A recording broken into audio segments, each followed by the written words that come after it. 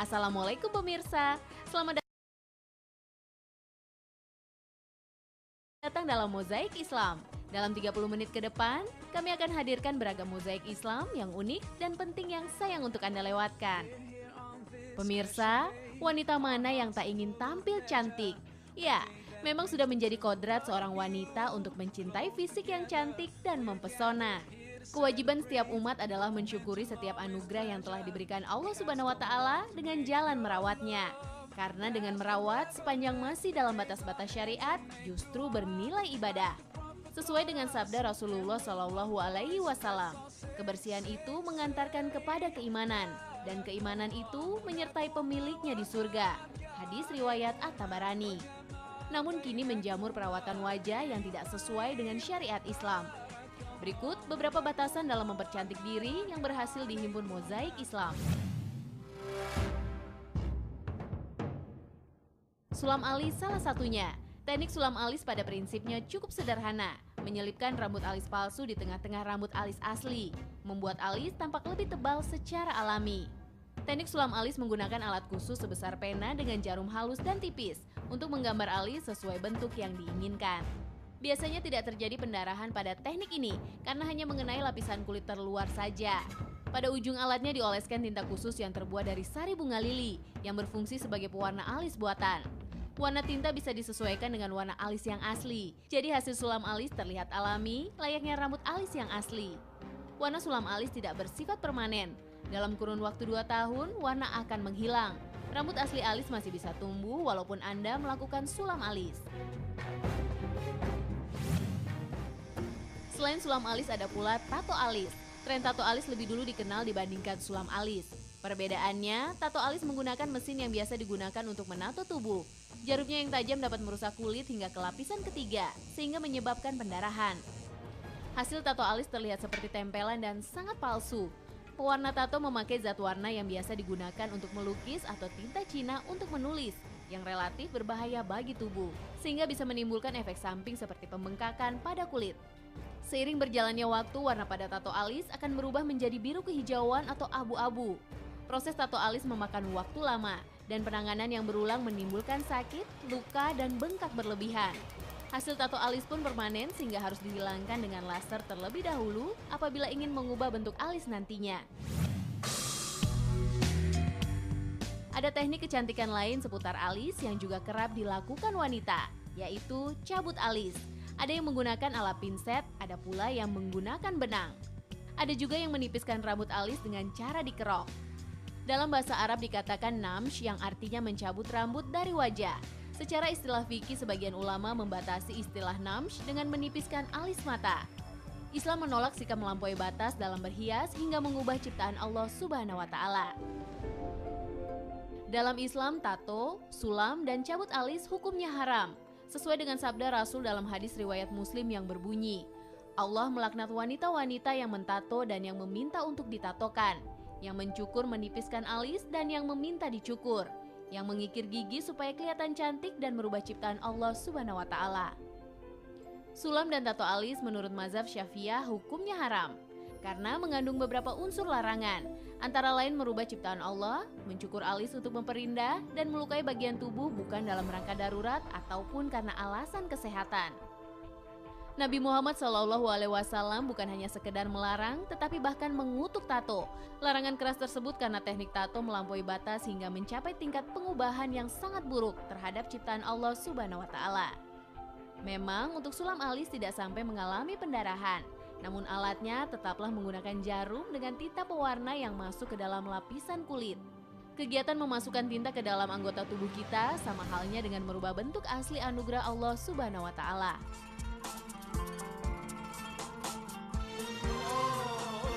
Cabut alis juga tidak diperkenankan dalam Islam, begitu pula dengan metode dikerok.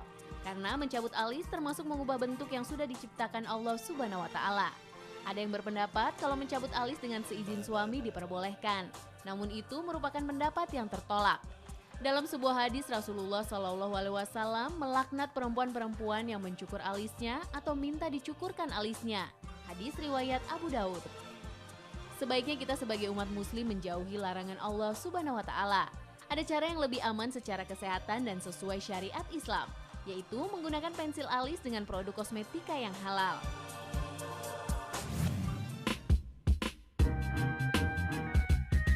Pemirsa Mozaik Islam, selain metode kecantikan yang memperindah mata, ada pula teknik sulam bibir yang juga tidak sesuai dengan syariat Islam. Bentuk bibir kita memang tidak selalu simetris. Contohnya, ada yang merasa bentuk bibirnya terlalu tipis. Dengan teknik sulam bibir, bibir tipis akan berubah terlihat lebih penuh.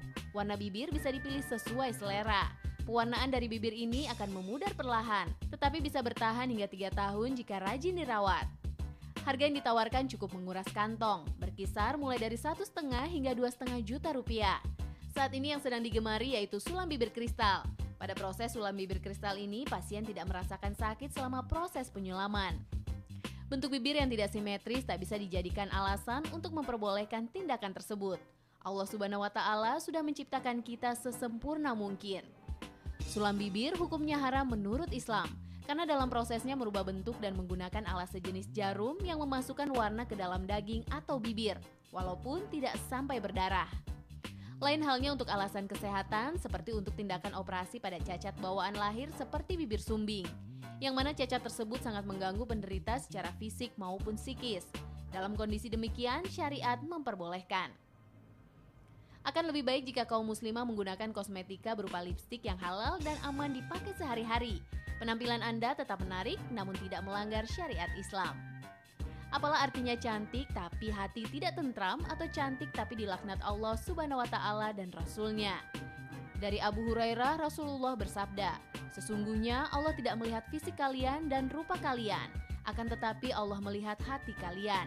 Hadis riwayat Muslim. Setelah ini Mozaik Islam akan kembali dengan berbagai ibadah yang bisa mendekatkan kita pada rezeki. Tetap bersama kami.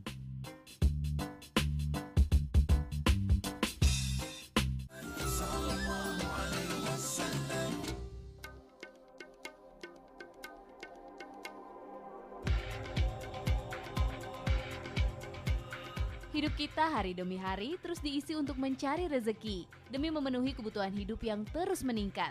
Bagi umat Islam, mencari rezeki seharusnya tidak hanya menjadi ajang mengumpulkan harta, karena mencari rezeki dan ibadah harus berjalan selaras dan serasi. Berikut beberapa formula ibadah bagi umat muslim yang bisa mendatangkan rezeki yang berhasil dirangkum Mozaik Islam.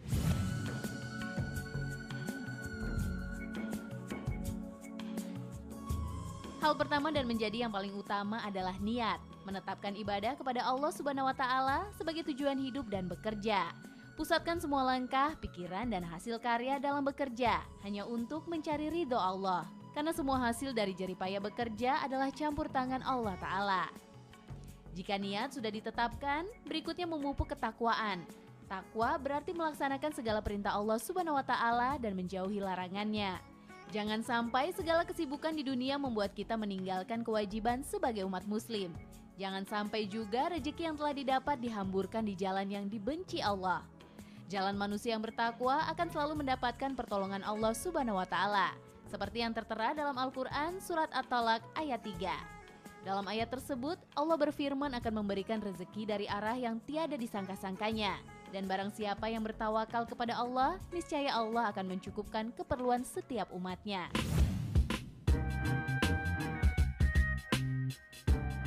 Langkah berikutnya adalah ikhtiar atau berusaha. Tanpa berusaha dengan gigi, tentu tidak akan mendapatkan hasil yang maksimal. Seperti yang diajarkan Rasulullah SAW kepada anaknya Fatimah yang masih berada di tempat tidur ketika pagi menjelang. "Putriku, bangunlah dan saksikanlah kemurahan hati Tuhanmu dan janganlah menjadi seperti kebanyakan orang. Allah membagikan rezeki setiap harinya pada waktu antara mulainya subuh sampai terbitnya matahari." Hadis riwayat Al-Baihaqi.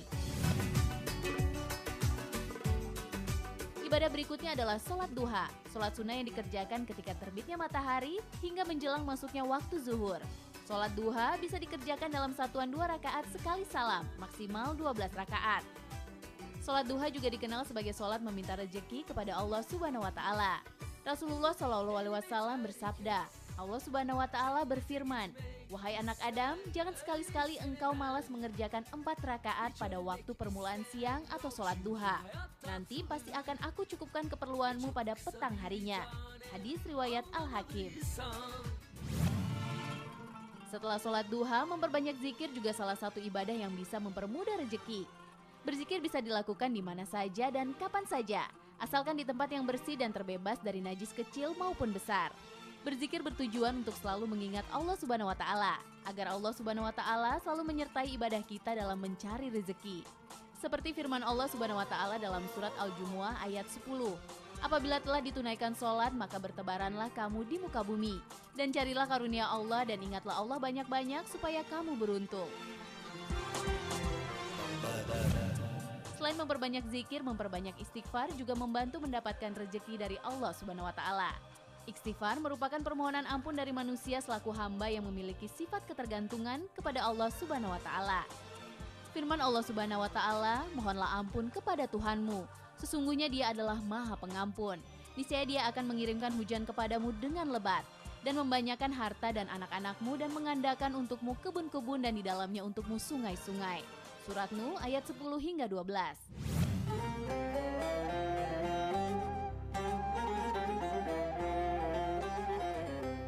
Ibadah berikutnya adalah bersedekah. Ibadah yang ringan namun terkadang terasa berat. Tidak ada ketentuan untuk besarnya sedekah, semua tergantung keikhlasan masing-masing umat. Namun seseorang biasanya lebih mudah untuk membeli handphone terbaru yang harganya jutaan rupiah daripada mengeluarkan sedekah sebesar 100.000 rupiah. Perbuatan kikir seperti ini akan membawa seseorang menjauh dari Allah Subhanahu wa Ta'ala. Sesuai firman Allah Subhanahu wa Ta'ala dalam surat Al-Baqarah ayat 268.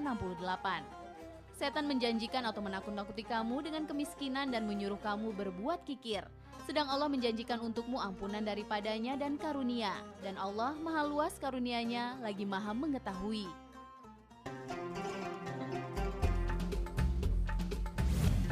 Ibadah yang bisa mendatangkan rezeki berikutnya adalah menjalin silaturahmi.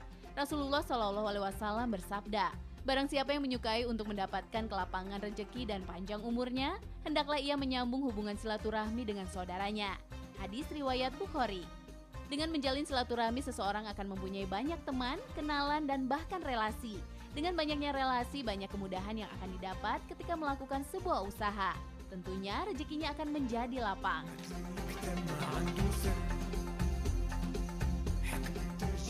Setelah ikhtiar dilakukan, kemudian manusia hanya bisa bertawakal atau berserah diri kepada Allah Subhanahu wa Ta'ala. Tawakal adalah sikap mental seseorang hasil dari keyakinan yang bulat kepada Allah, bahwa hanya Allah yang menciptakan segala-galanya. Pengetahuannya maha luas, Dia yang menguasai dan mengatur alam semesta ini. Keyakinan ini mendorong untuk menyerahkan segala persoalan kepada Allah. Rasulullah SAW bersabda, seandainya kamu bertawakal kepada Allah dengan sebenar-benar tawakal, niscaya kamu diberi rezeki seperti burung diberi rezeki. Ia pagi hari lapar dan petang hari telah kenyang. Hadis riwayat Ahmad.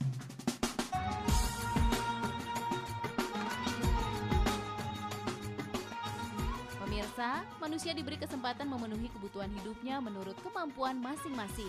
Manusia harus selalu berusaha dengan keras, serta tetap menjalankan ibadah untuk selalu mengingat Allah Subhanahu wa Ta'ala, zat pemilik rezeki. Pemirsa, setelah ini Mozaik Islam akan kembali dengan fakta unik seputar patung dan boneka dalam Islam. Tetap bersama kami.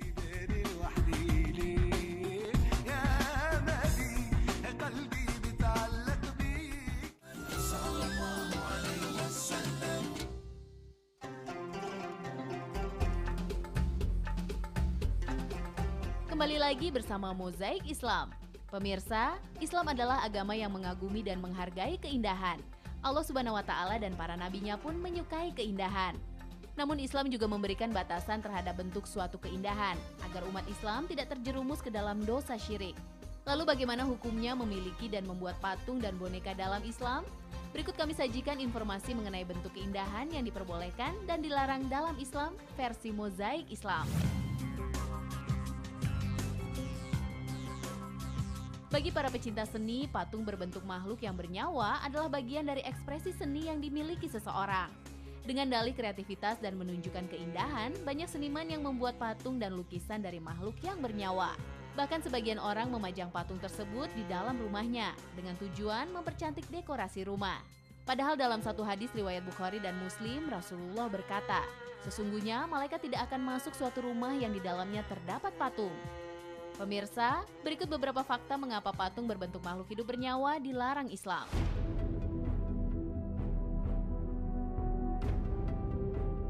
Alasan pertama patung diharamkan adalah karena akan membuka pintu bagi manusia untuk mengagumi dan memuja patung tersebut, dan membuat manusia kembali ke zaman jahiliyah ketika manusia menyembah berhala sebagai Tuhannya. Penyembahan berhala telah ada sejak ribuan tahun lalu dan tetap ada hingga kini di banyak kebudayaan. Bahkan di tanah Arab di zaman Nabi Muhammad SAW juga dipenuhi berhala.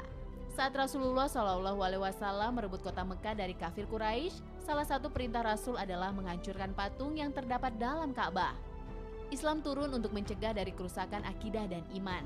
Pelarangan makhluk yang bernyawa adalah upaya Islam untuk menjaga agar tak ada peluang sedikit pun ada rasa kagum berlebihan pada patung yang nantinya bisa menjadikan patung itu dipuja.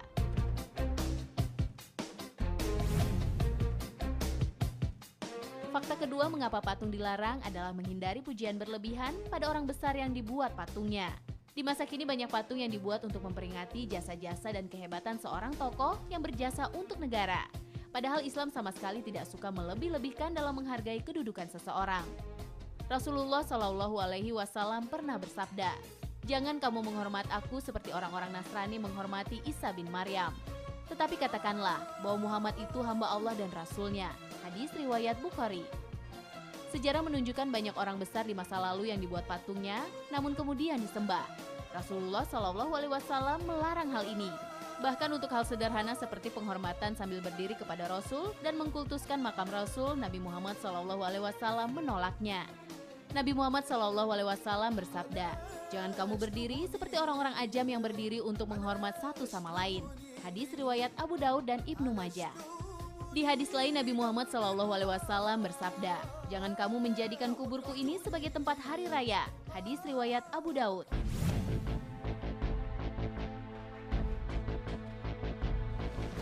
Fakta ketiga mengapa patung dilarang adalah Islam melarang sikap berlebihan dalam berseni.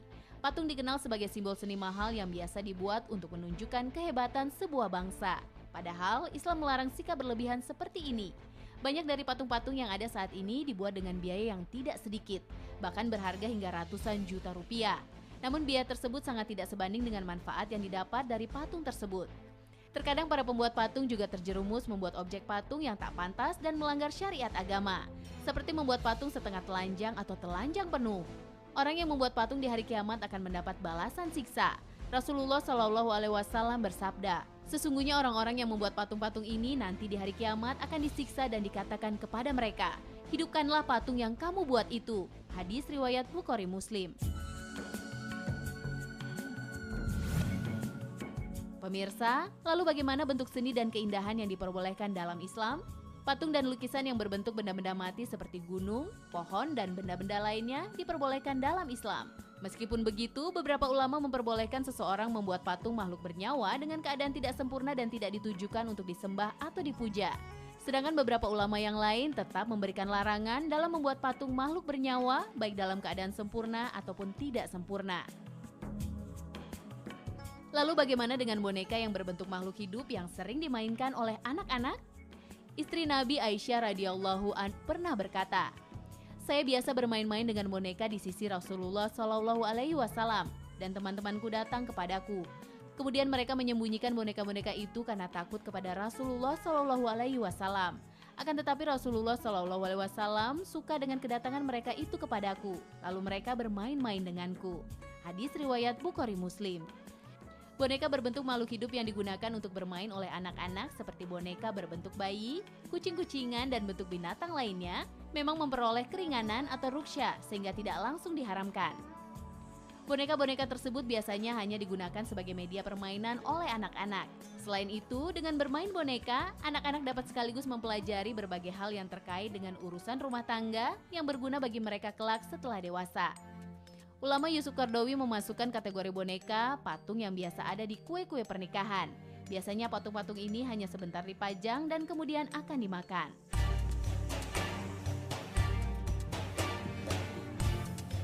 Pemirsa, Allah Subhanahu wa Ta'ala membenci perbuatan yang mengagungkan, mengagumi, dan memuja benda-benda secara berlebihan. Bahkan larangan tentang menyembah patung telah Allah Subhanahu wa taala turunkan tidak hanya dalam Al-Qur'an tetapi juga dalam Injil. Maka sepatutnya lah kita tidak membuat patung-patung yang menyerupai manusia dan memberikan penghormatan berlebihan terhadap benda mati. Karena sebaik-baiknya penghormatan hanya boleh kita berikan kepada Allah Subhanahu wa taala yang Maha Kuasa menciptakan segala bentuk makhluk hidup di muka bumi.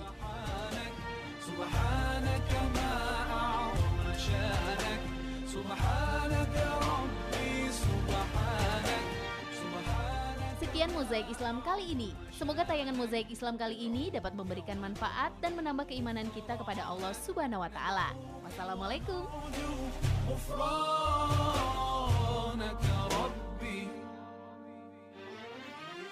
As I travel through the earth, I can't help but know